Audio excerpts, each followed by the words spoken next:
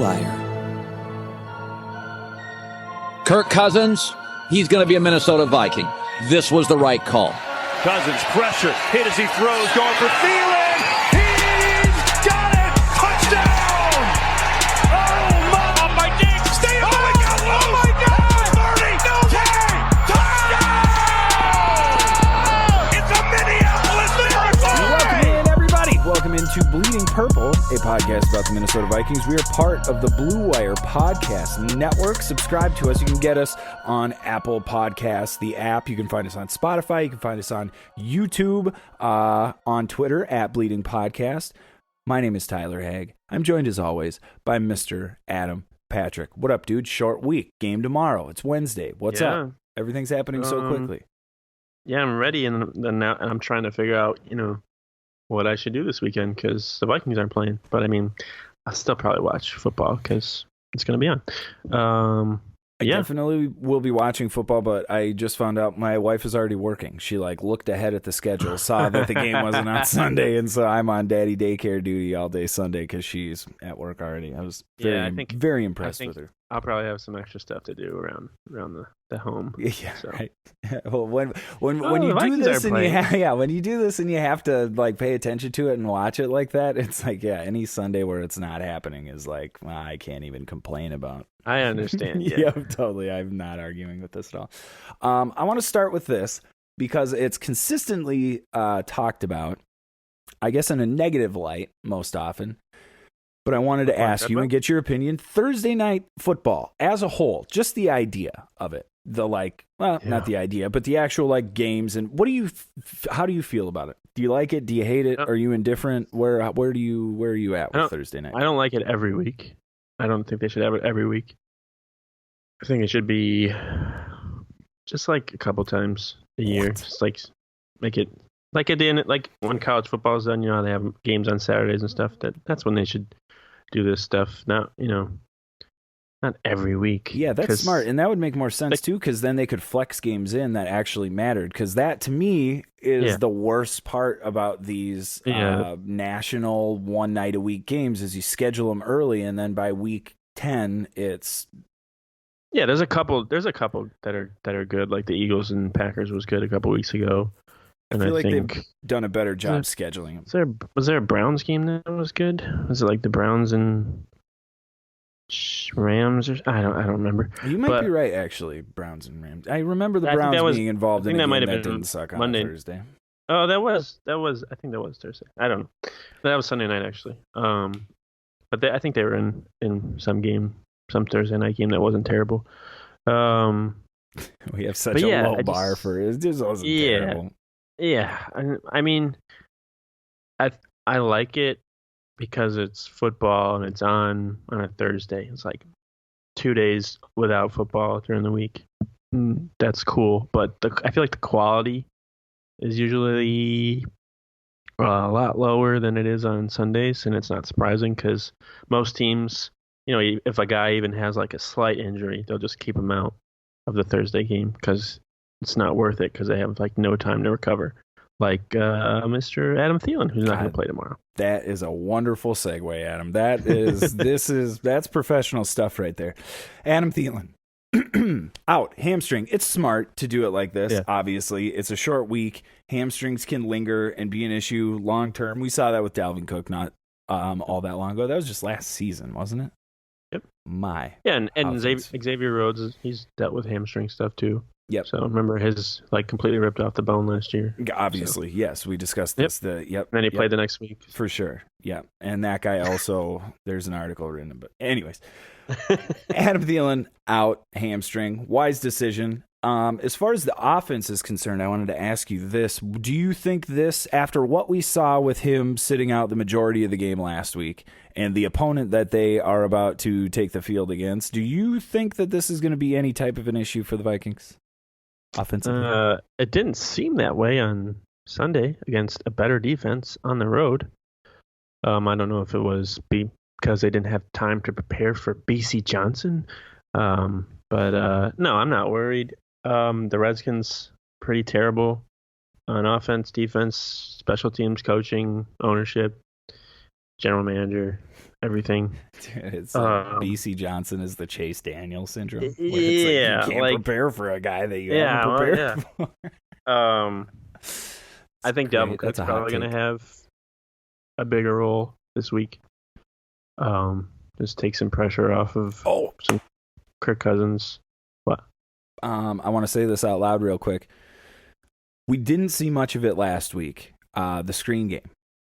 Expect to see more screens from the Vikings offense, especially with Adam Thielen out. I think the tight ends will be more involved in the passing game, but I bet that they get Dalvin Cook more touches, and it will be through screens and little things like that. I think he's gonna have a big game on Thursday, and if he has a big game and it starts to get out of hand, then Alexander Madison's probably gonna have a big game too.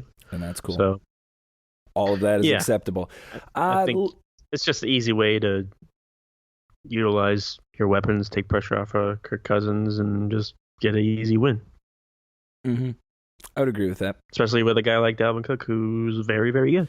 You know what's starting to bother me? I got to just get it out. Everybody is talking about this game. It's like the Bills game. There's no chance that the Vikings lose this game in everybody's minds. That scares me as a Vikings fan. I don't know. What percentage do you put on them losing this game? Like if you had to put a percentage on it. God, I can't talk today. 10%. I don't think it's as bad as the Bills game last year because everyone just wrote that off. The Bills only played 2 games that last year before they played the Vikings. The Redskins have played 7 games. So that's a great point. Already fired their coach. Already benched their quarterback. These are all great points, Adam. These are all great points. More, Adrian Peterson is their starting running back. Case Keenum is their quarterback. I was thinking about that quarterback room right now is Case Keenum, Colt McCoy, and rookie dude. Yeah, can you name anything remotely positive about the Redskins this year? Like they beat the Dolphins, who the Dolphins pretty much just wanted them to win. Yeah, the Dolphins are trying to lose. I think that was the funniest part about that game was one of those teams was like trying to be competent. Yeah, one of them was actually like And then and people might be looking at last week when the Redskins played the 49ers and they lost 9-0. But then you look at any highlights of that game, it was pouring. Yeah. So no one was going to be able to do anything. No one could get their footing. Everyone was sliding everywhere. So that probably worked out better. That game was a lot closer because helped the Redskins out. And then Thursday night they're going to be playing in a weather-free building. No snow or rain will be making its way into U.S. Bank Stadium, and if it does, then that's going to be a problem. Yeah, we got serious issues if there's rain in U.S. Bank Stadium. They're going to open the doors for this game. Yeah, we don't need that at all. Wouldn't that be funny if they did that in like December when it's like snowing out? Like, we're going to open the doors for today's game. No, it wouldn't be funny at all. It'd be the dumbest thing in the whole world. I'm sure Mike Zimmer would love that, though. Yeah, he probably would. Yeah, and then all of a sudden, like Bud Grant just like strolls in a T-shirt, and you're not sure why he's there. Moving on to other Vikings news, they released Marcus Sherels. I'm assuming, I think we're all assuming that it is because of the wide receiver situation. They got to have a spot. Somebody's got to come up from the practice squad, take that spot. Marcus Sherels winds up being the odd man out. Would you expect them to re-sign him at some point this year? We also, he wasn't active last week. Mike Hughes did the punt returns. Yep. Not a good sign for Marcus Sherels. Yeah, it's possible that they could re-sign him. But it's not looking good right now because of Mike Hughes being able to return punts and him already doing it last week. I think that's who they want doing that job moving forward. But if something happens to him, if he gets injured, suffers something, maybe a setback from his knee or something, then I think Marcus Sherels is probably someone they've got his number. I was going to say, that's probably, we can't have you right now, but stay close to your phone. They can probably just walk down the street and knock on his door. Yeah. That's right. It was a move that they had to do because they only had, with Thielen hurt, they only had 3 active receivers on their roster. And then they promoted Davion Davis today from the practice squad. So now they have 4. So, but Yeah, it was something they had to do, but it's not.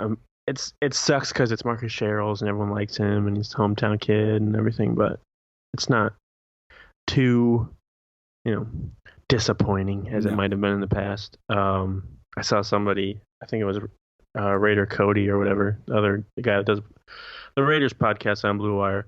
When I posted that the Vikings released Marcus Sherels, he was like, "Oh, the Raiders will take him," and I'm like, "They need a returner," and he's like, "No, we need quarterback depth," and I'm like, "He's not the guy he's signed for cornerback. Not depth. He's definitely not in the NFL before his coverage skills. No, the 5'8", 140-pound soaking wet guy is not an elite cover corner. No, unfortunately not.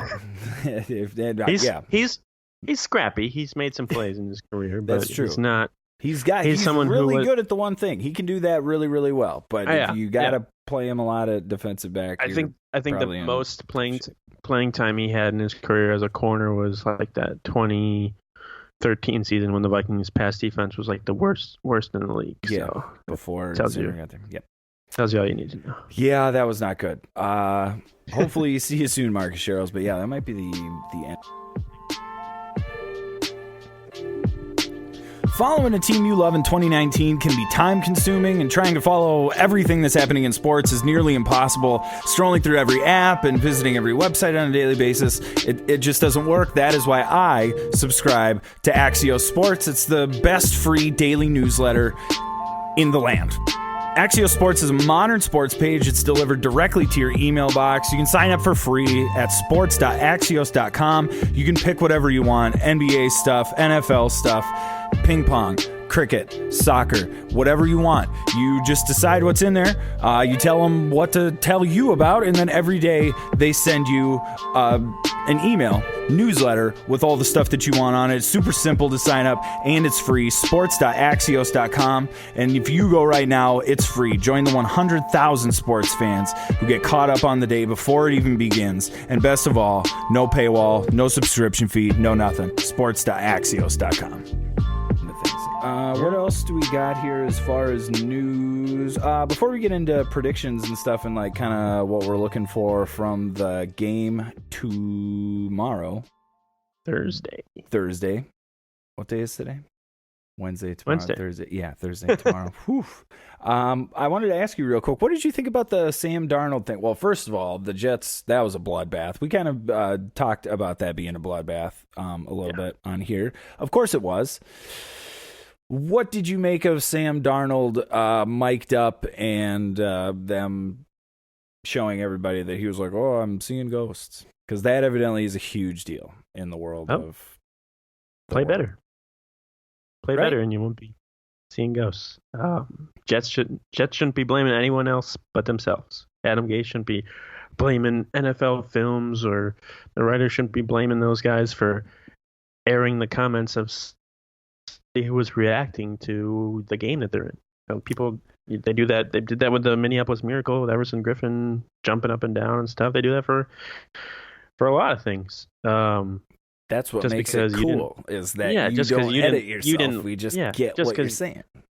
A lot of people are saying it's like a low blow and stuff. They shouldn't air that stuff. That's not what it's meant for. And it's like, that's totally what it's meant for. That's 110% what it's meant for. That is like the reason he was mic'd up, was to get something like, oh my God, I'm seeing ghosts. We're getting annihilated right now. Like, by the way, maybe Adam Gase was pissed because he was also seeing ghosts in that press conference where he was introduced by the Jets. Well done, sir. Very well done. You know what is kind of bothering me about this is, how come nobody's saying, why'd the kids say it out loud?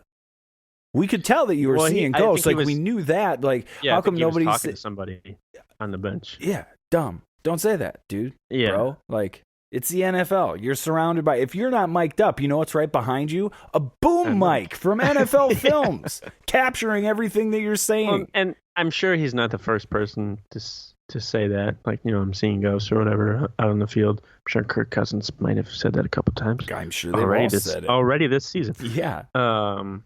But yeah, like, who cares? Like, the Jets are like, they're just trying to find some way to take the attention off of how terrible they are this year, how terrible of a coach Adam Gase is, the guy who, like 10 minutes after his wife gives birth to their child, asks if she's good, so he can go to have a meeting with Peyton Manning.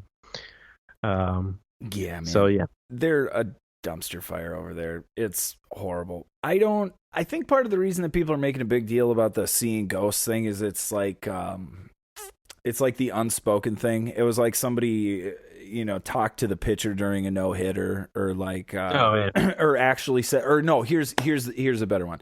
It's like a pitcher actually saying, like, I have the yips. I cannot make a throw to first base. Like, I am incapable of doing that. Because, like, everybody can see it. We can tell you can't. But to actually verbalize that is kind of like whoa, dude. Like, don't say that. And I think that's the Sam Darnold thing, is like, whoa, you can't, like, whoa, he said that? Patriots are very good. So yeah. They make a lot of people see ghosts. I saw something today where, like, if their offense didn't even step on the field this year, they'd still be like 3-3-1. If you played their defense in fantasy football at different positions, they'd be like the number 3 wide receiver in the NFL with amount of points that they've scored, and would be the number 1 tight end in the NFL right now with the amount of points that they'd score. Yeah, pretty. Have you seen their schedule though? Yeah, I have. Yeah, pretty easy. I think they play the Jets twice. They played the Bills, who are they're good. They're decent this year. Dolphins twice. No, Dolphins. they're not. See, I think they play the Dolphins twice. The Bills are not okay. They're doing the same thing. They're playing all these horrible teams, and it's like, oh, are they pretty good? No, they barely beat Washington. They barely beat Dolphins. The Dolphins. They barely beat the Jets. Yeah, man. Like, I don't even know if they played Washington. But yeah, they're playing bad teams and they're barely beating them, and everyone's like, barely beat the Bengals. Yeah, Bengals was the other one. Thank you. But everybody's like, their record looks great. I think the Bills might be good this year. He's turned a corner, He only got 19 turnovers so far this year instead of 17. He's fun to watch because he's about the only dude in the NFL who actually has the arm strength to, like, wildly overthrow NFL receivers, and that guy does it every single game. He's actually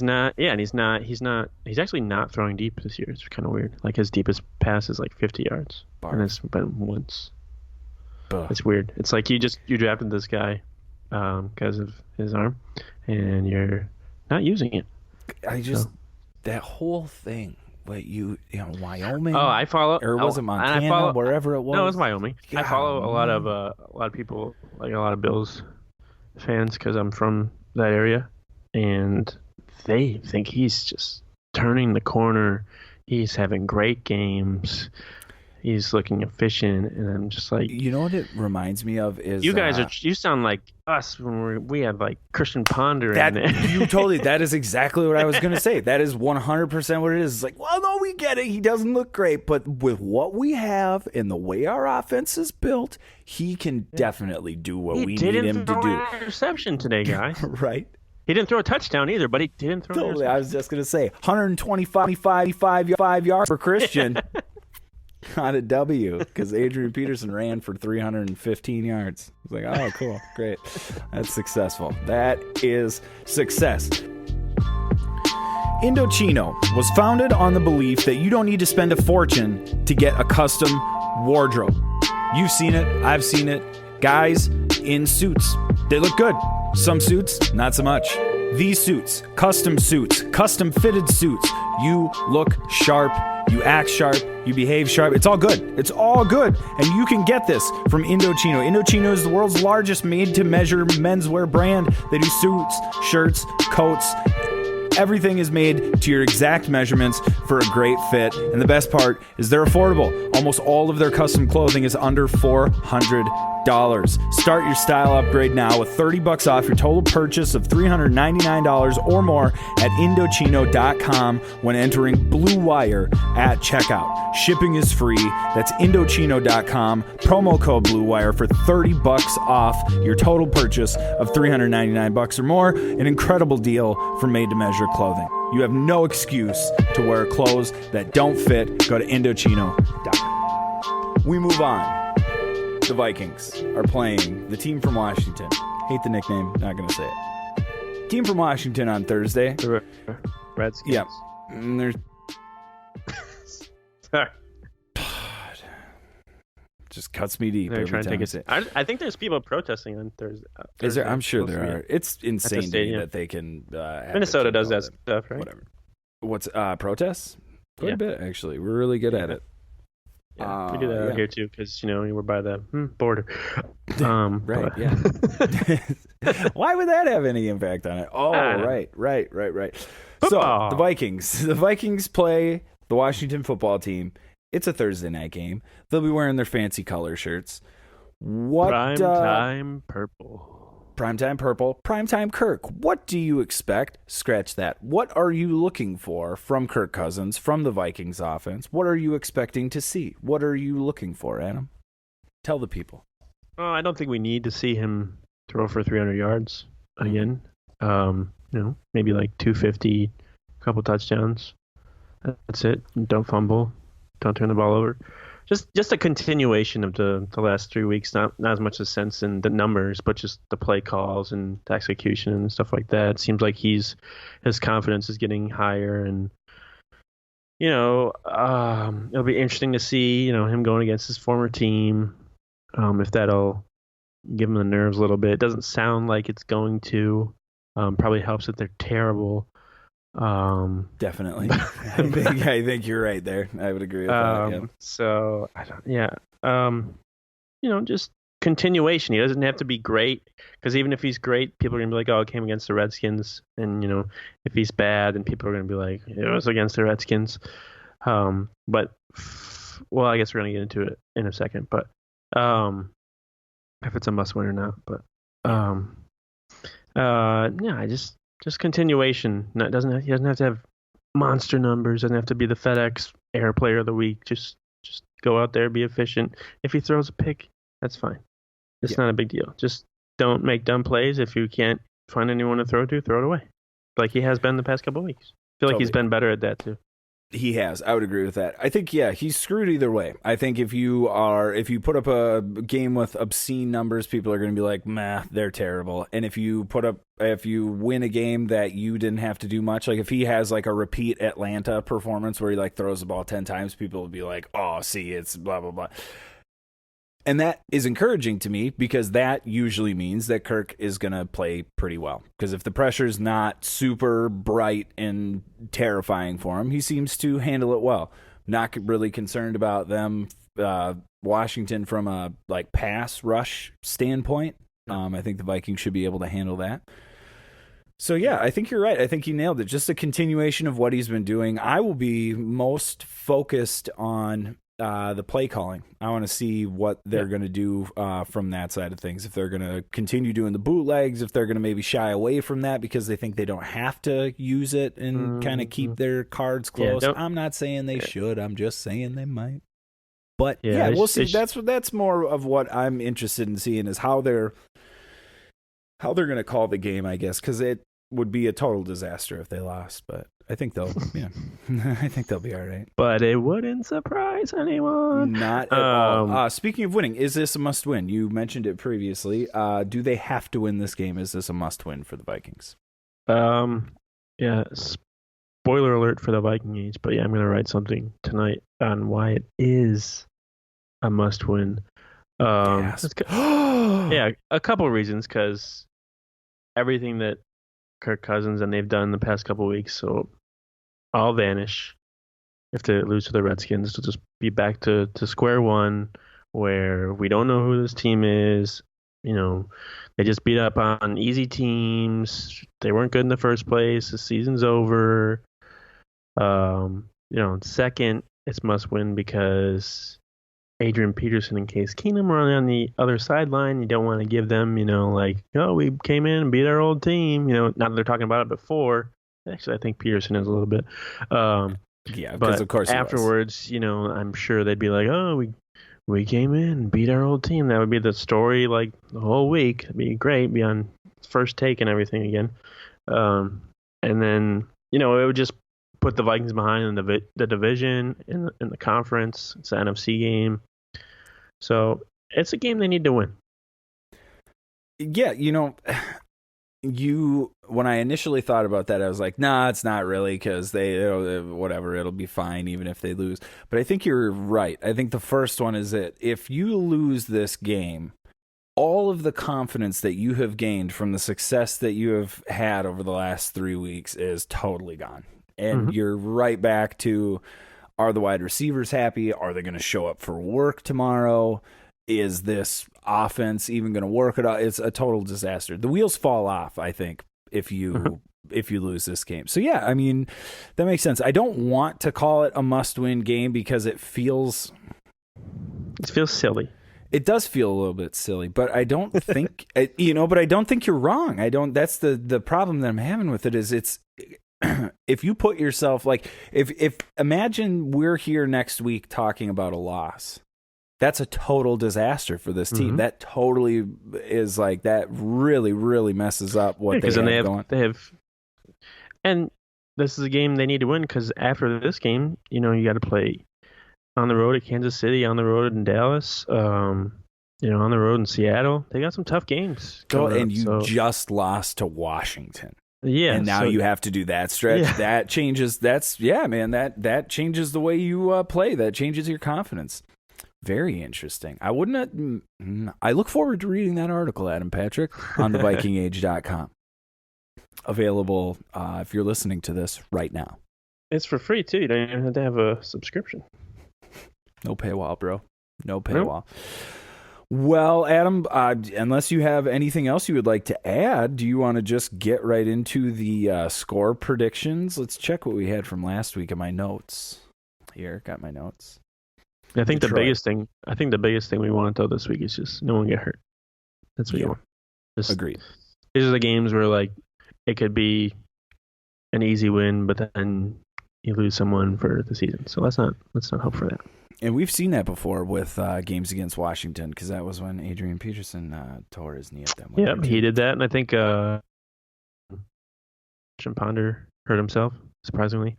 And I think it was a Thursday night game actually. He like broke his elbow or something. Oh yeah, and then the playoffs, and then Joe Webb. No, that was different. Oh, was it? Yeah, it was actually when he was even worse. So I think it was 2013, because that was like a year after RG3. He was like coming back down to earth. And, being amazing. Yeah. So what was it? What did we do last week? God, just a lot of Christian Ponder on this episode. Oh my God. Which is really unfortunate. Detroit. Adam says 30-25. I said 28-21. Don't think anybody could have predicted that they were going to drop 40 plus. It's like they're like the 98 offense out there, right? But you were closest. I guess you had. Oh, because I had 30. Yeah, 30, and So I don't know. You know what I'm learning from us trying to predict these scores? I think we should just say if we got them right, then they're winning. Then both get them right. Oh, okay, cool. Not that either of them are gonna predict them to lose, but I don't know. Maybe we will when they play the Chiefs. We've done it before. I think about that sometimes. Chiefs, maybe Patrick I need to Mahomes, stop. Practice today. Great. It's awesome news. Probably not going to play this week, but I might be on track for week 9. Which, is about as perfect as it gets, because that means that the Packers don't have to deal with him, but we do. Gotta love it. It's just beautiful. You can't. It's just incredible. Being a Vikings fan, it's just amazing. Yeah. What's your prediction for this? What's your prediction for this week, my man? I'll give the Redskins some points. That'll be nice. Give them like 35-10. Okay. 35-10. I think. What's the spread? Oh, the spread's like 16 points. 16, I think. Yeah. I think they're going to. I think Washington doesn't care. And I think the Vikings are going to get out to an early lead. But I think that's going to result in the score not being very high. Because they'll just get the lead and then just run the ball. 100%. Yeah, they'll be up by 2 touchdowns and they'll run the ball the rest of the game. Washington won't care and it'll just whatever. So I think I'm going to go with I'm going to go 21. 21-6 because they're going to have 2 field goals. Ooh, I actually feel pretty good about that. Some of my points will come from Case Keenum pick 6 or 2.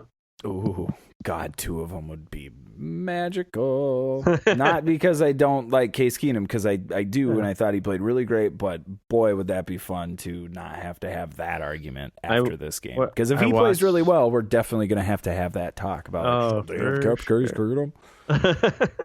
I watched his press conference, I think it was yesterday. And of course, someone from the Washington media asked him, just can you go back to that miracle, that miracle play? Do you remember, what your feelings were? It's like, dude, that was like 2 years ago. Can you get over it? Yeah, happy and relieved because we won and we. Or did you see what Diggs said? No. Where someone asked him when he was talking yesterday, like, are you either after the game or before the game, you're gonna go over to Keenum and you guys gonna have like a moment? He's like, no, he's not my girlfriend. Right. Yeah. Oh, that made me so happy. No, quit making it weird. You're making it weird. Yeah. It's like, the media does that sometimes where they just have to focus on those things. Are you guys going to reminisce and like hold hands and go skip? Yeah, totally. Because if it was me, I would walk right up to him and be like, you remember that thing that happened? Yeah. Wasn't that so cool? Remember how you're on a terrible team now and we're not? Good save, dude. It's because you're not here. Yeah, totally. That was another thing that a former Viking offensive lineman talked about recently. Keeping Case Keenum. Oh, boy. Instead of, not worth discussing. No. Not worth discussing. Definitely not in general, and definitely not at this point in the definitely not episode. by someone who got covered being out of shape. So that was we can look for some content on that subject coming up here. Nobody even knows what we're talking about right now. Nope. Good. Okay. You can cool. Google it. Super. Vague. Google stuff. Former. Find it. If you're on Vikings Twitter, you'll know. If you're listening to this podcast, you probably got a pretty good idea what we're talking about. Yeah. All right, bud. Skol Vikes. I got nothing else. Yeah. Looking forward to seeing the Color Rush jerseys. Every time I see a picture of them, I think I maybe want to buy one. But no. You don't think so? Not into it? I don't know. They're growing on me. I hated them right away, but I'm kind of liking them now. I don't know. Maybe I'll be wearing too much yellow. Maybe I'll be wearing a Color Rush uniform the next time. Maybe with the new helmets, they look better because they match more. But good call. Yeah, I didn't even think of that. No. It's just another way to sell merch. What? Gotta get new merch. Everyone's gotta get the primetime purple gear. Primetime purple gear for the Thursday night football game. Yeah, because it's not the Color Rush gear; it's primetime purple. Nope, primetime purple, not Color Rush. Don't call it that. That's not what we call it anymore. Primetime purple. All right, bud. Side note, primetime. It's been great. Very good. Coming back. Yep. It's been great having it back. Have you seen any of that? Primetime. NFL primetime. Back on ESPN Plus. Chris Berman and Tom Jackson. No thanks. What? Although, I'm sorry. If I could, how do I want to say this? I grew up with it. I loved it. Yeah. It was a huge part of my life when I was growing up. I'm 33. It's 2019. All I want is and whoop. That's literally the only part I want. And I can and I can get that from. Does that for Teddy? I know. I can get that from the Pardon My Take clip videos. This year they have for Gardner Minshew, Chris Berman, every time he throws the ball or whatever, he goes, Minshew. Shut up. That's his nickname for him as a fake. Oh, jeez. God. All right, so I might have to check it out. It's so bad, it's good. It is. It's like seeing your old friends. It's like when you haven't watched SportsCenter in a long time and you turn on SportsCenter again. It's like, oh, yeah. You get to hear him call Dalvin Cook and you get to hear him go, he could go all the way. Come on. Bumbling, stumbling. Yeah. Yeah. And that music. Oh, that music. It's so good. It's so bad, but it's so good. So good. All right, cool. I'm going to go look that up on the internet. Great. Awesome. All right, buddy. I will talk to you on Monday. That's a long time from now, it feels like. Yeah. But, I'll see you Will then. you survive Daddy Daycare on Sunday? It should be fun. I'm looking forward to it. We'll be watching football. Yeah. All right, folks. Go Vikes. See you next time.